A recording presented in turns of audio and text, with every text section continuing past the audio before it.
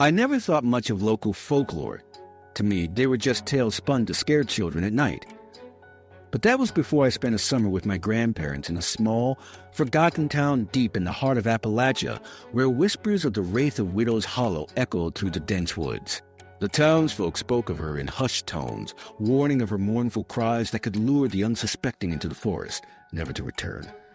I scoffed at the stories as mere superstitions, until one night, curiosity led me down that very path, illuminated only by the silvery glow of the moon. As I ventured deeper into the trees, the chill in the air thickened with every step. The smell of damp earth clung to me as shadows danced amongst the trunks.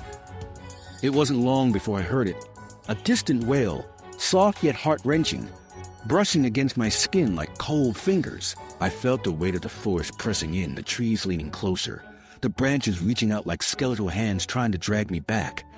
Yet something compelled me further, a dark curiosity drowning out my instincts.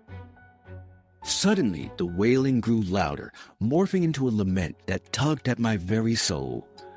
I stumbled into a clearing where the moonlight spilled like liquid silver, and there she stood, a figure draped in tattered black, her long hair hanging like curtains of shadow. Her eyes glowed with a fierce sadness. I felt my heart race, caught between terror and an overwhelming urge to reach out to her. But then I saw the truth behind the sorrow. The ground around her was littered with trinkets, broken toys, rusted jewelry, and old photographs, remnants of the lost. My breath caught as I realized what these tokens meant. The tales weren't just warning stories. They were desperate prayers for those ensnared by her grief. I turned to flee, but the tree stood unmoving, trapping me in her mournful gaze. In that moment, I understood. The Wraith of Widow's Hollow wasn't just a ghost.